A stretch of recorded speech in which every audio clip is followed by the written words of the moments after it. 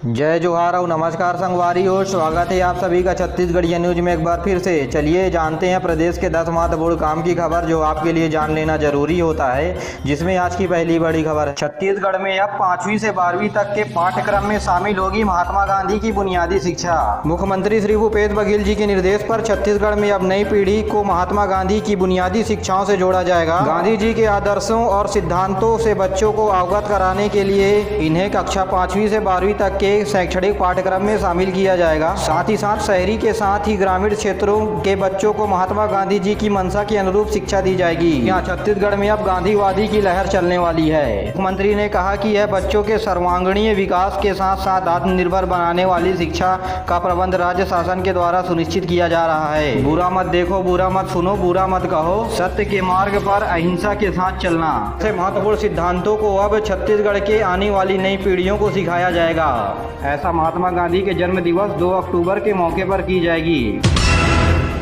छत्तीसगढ़ में अभी अन्य पिछड़ा वर्ग एवं आर्थिक रूप से कमजोर वर्गों का सर्वेक्षण जारी है और यह सर्वेक्षण छत्तीसगढ़ में क्वांटिफायल डाटा आयोग की ऐप के माध्यम से किया जा रहा है, जिसके माध्यम से अब तक छत्तीसगढ़ में 21,29,000 लोगों ने अपना पंजीयन करवा चुके हैं। आपको बता दें कि छत्तीसगढ़ में 27% आरक्षण को सर्वमान्य बनाने के लिए अन्य पिछड़ा वर्गों के एवं आर्थिक रूप से कमजोर लोगों की जनगणना की जा रही है। हाईकोर्ट के निर्देशानुसार जी हाँ, सर्वे के लिए 1 सितम्बर से शुरू हो गई है ऑनलाइन की पंजीयन की प्रक्रिया, जो 12 अक्टूबर तक चलेगा। यदि आप अन्य पिछड़ा वर्ग यानी ओबीसी के हैं तो आप मोबाइल ऐप पर CGQDC नाम से मोबाइल ऐप है, उसमें आप अपना राशन कार्ड क्रमांक डाल करके अपना और अपने परिवार का रजिस्ट्रेशन कर सकते हैं। यदि आपके पास राशन कार्ड नहीं है तो आप अपना आधार नंबर और मोबाइल नंबर डाल करके पंजीयन कर सकते हैं। आपको नीचे मोबाइल ऐप का लिंक डिस्क्रिप्शन में मिल जाएगा।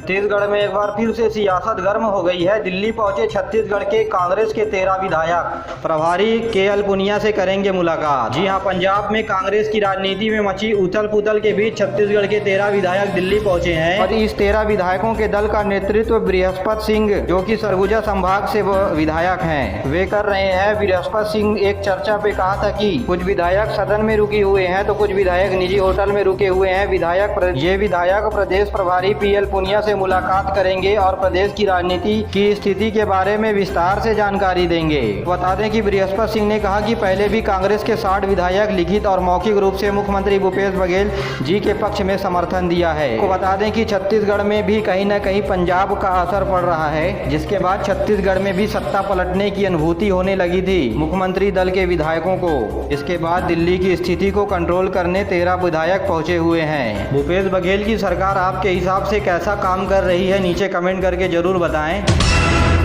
तो वहीं बस्तर के नक्सलगढ़ की सड़कों पर दौड़ेगी बीजापुर की एक्सप्रेस। इन सड़कों पर 5 बसों की गई शुरुआत। पहले दिन विधायक, कलेक्टर, SP ने किया सफर। आपको बता दें कि ये 5 बसें नक्सल प्रभावित 2 दर्जन गांव से गुजरेगी। यह सिटी बस आमजन के लिए अलग अलग रूटों पर दौड़ेगी। हालांकि इन बसों पर कितना किराया लिया जाएगा यह अभी स्पष्ट नहीं है, और इतना बताया जा रहा है कि ये प्राइवेट बसों की तुलना में इनका किराया थोड़ा कम होगा।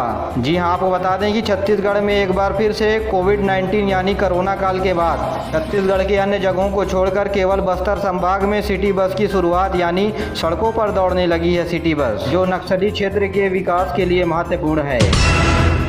छत्तीसगढ़ में जल्द खुलेंगे आश्रम छात्रावास। सरकार ने दिए मरम्मत और साफ सफाई के निर्देश। और क्वारंटाइन सेंटर बनाए गए हॉस्टलों को किया जाएगा सैनिटाइज। तो बता दें कि प्रदेश में अनुसूचित जनजाति, अनुसूचित जाति और अन्य पिछड़ा वर्ग के लिए के बच्चों को पढ़ाई के साथ साथ रहने के लिए प्रदेश भर में 3,278 आश्रम और छात्रावास बनाए गए हैं। इनमें करीब 2 लाख से अधिक स्टूडेंट रहते हैं, जिनके लिए जल्द ही पूरे प्रदेश में इन संस्थाओं को खोलने के लिए कलेक्टरों को आदेश जारी कर दिया गया है। छत्तीसगढ़ में लगातार कोरोना के मामले कम हो रहे हैं, जिसके दरमियान अब प्रदेश में इस हॉस्टल में रह करके अब बच्चे स्कूल में जाकर पढ़ाई कर सकेंगे।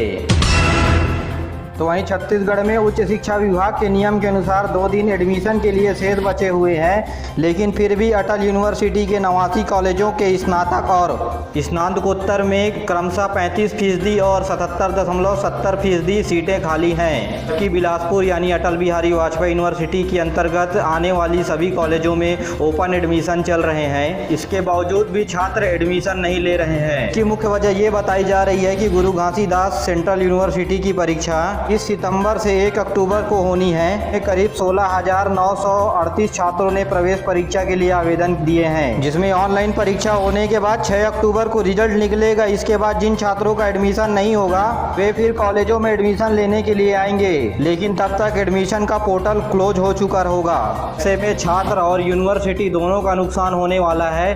अब देखा यह जाएगा यूनिवर्सिटी छात्रों के हितों को देखते हुए यूनिवर्सिटी बीच का रास्ता क्या निकालेगी। छत्तीसगढ़ में होगी भारी बारिश, मौसम विभाग ने जारी किया रेड अलर्ट। गरज चमक के साथ वज्रपात होने की भी संभावनाएं बताई गई हैं। यहाँ प्रदेश में आज कुछ स्थानों पर हल्की से मध्यम वर्षा होने, गरज चमक के साथ छींटे पड़ने की संभावनाएं हैं। नहीं, प्रदेश में 1-2 स्थानों पर गाज गिरने की भी संभावना है। प्रदेश में तापमान नहीं बढ़ेगा। आपको बता दें कि रायपुर मौसम विभाग के द्वारा इसकी मुख्य वजह बंगाल की खाड़ी और उससे तटीय क्षेत्रों में पश्चिम बंगाल के ऊपर स्थित एक चक्रवाती घेरा 6 किलोमीटर की ऊंचाई पर स्थित है। के बाद प्रदेश में बिजली के साथ तेज हवा, गरज चमक के साथ अलग अलग जगहों पर बारिश होने के साथ मौसम विभाग ने येलो अलर्ट जारी किया है। नवरात्रि भी बंद रहेगा मां दंतेश्वरी मंदिर। आरती के साथ साथ ज्योति कलश और देवी मां का दर्शन ऑनलाइन लाइव कर सकेंगे भक्त। शारदीय नवरात्र में बस्तर के दंतेवाड़ा जिले में स्थित मां आराध्य देवी दंतेश्वरी मंदिर का पट भक्तों के लिए बंद रहेगा। आपको बता दें कि महाराष्ट्र और आंध्र प्रदेश कोरोना से अधिक प्रभावित राज्यों का बस्तर से शेयर होता है। इसकी वजह से मां दंतेश्वरी मंदिर में भक्तों का तांता लगा रहता है। इसलिए कोरोना का संक्रमण इन राज्यों से छत्तीसगढ़ में न फैले, इसलिए मां दंतेश्वरी के दर्शन ऑनलाइन लाइव कर दिए गए हैं। आपको बता दें कि 2 साल में यह चौथा नवरात्र होगा जिसमें आराध्य देवी के दर्शन करने के लिए भक्त मंदिर नहीं जा सकेंगे। तिथि राज्य सरकार ने सोच समझ करके कड़ा कदम उठाया है। रायपुर में मुख्यमंत्री वृक्षारोपण प्रोत्साहन योजना के तहत अब राज्य में अब तक 3,234 एकड़ रकबे में 1,21,000 पौधे का रोपण किया जा चुका है। छत्तीसगढ़ सरकार जलवायु परिवर्तन यानी क्लाइमेट चेंज पर काम कर रही है। आपको बता दें कि इस लाभ से 1757 हितग्राही किसान जुड़े हुए हैं, जिस योजना के तहत शुरुआत के 2 सालों में आपको 10-10 हजार रुपए प्रति एकड़ की दर से वृक्षारोपण के लिए प्रोत्साहन राशि दी जाएगी। तो वहीं मजदूरों के लिए बड़ी खबर है। छत्तीसगढ़ शासन की राजीव गांधी ग्रामीण भूमिहीन मजदूर न्याय योजना के तहत प्रदेश के विभिन्न जिलों में अब तक करीब 2,58,886 से ज्यादा आवेदकों की योजना के तहत प्रदेश के विभिन्न जिलों में अब तक करीब 2,58,886 से ज्यादा आवेदकों के योजना के तहत पंजीयन करवाने हेतु आवेदन प्राप्त किए गए हैं। गौरतलब है कि पिछले 1 सितंबर से योजना के अंतर्गत आवेदन विभिन्न ग्राम पंचायतों में दिए जा रहे हैं। आवेदन पत्र 30 नवंबर 2021 तक भरे जाएंगे। इस योजना में पात्र परिवार को 6,000 रुपए प्रति वर्ष अनुदान राशि के तहत सीधे बैंक खाते में जमा कराएगी सरकार। ऐसे परिवार जिनके पास भूमि नहीं है, आप कृषि कार्यों में संलग्न हैं, तो ऐसे परिवारों को योजना का लाभ दिया जा रहा है। या आप इस श्रेणी में आते हैं तो आप भी नजदीकी ग्राम पंचायत में जा करके आवेदन भर सकते हैं रोजगार सहायक के माध्यम से। इस योजना के तहत धोबी, नाई और ब्राह्मण को भी रखा गया है।